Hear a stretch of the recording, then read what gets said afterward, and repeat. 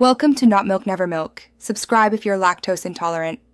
You start by saving work and preparing the machine. This avoids data loss. Once done, make sure the laptop is plugged in and external drives are noted.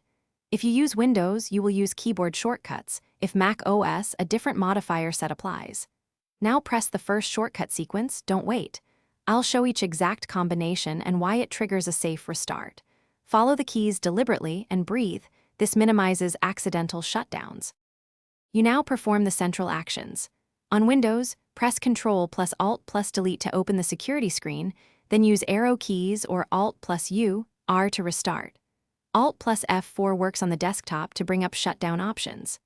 On Mac OS, use Ctrl plus Command plus Eject or Ctrl plus Power to open the restart dialog, then hit Return.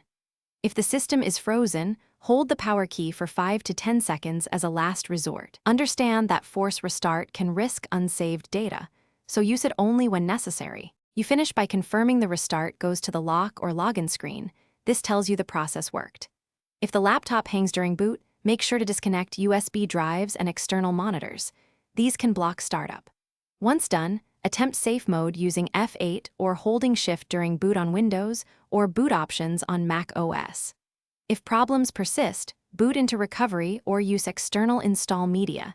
This helps repair system files without guessing. Keep calm. System recovery tools are safer than repeated force restarts. Thanks for watching. If this was helpful, leave a like and consider subscribing. See you next time.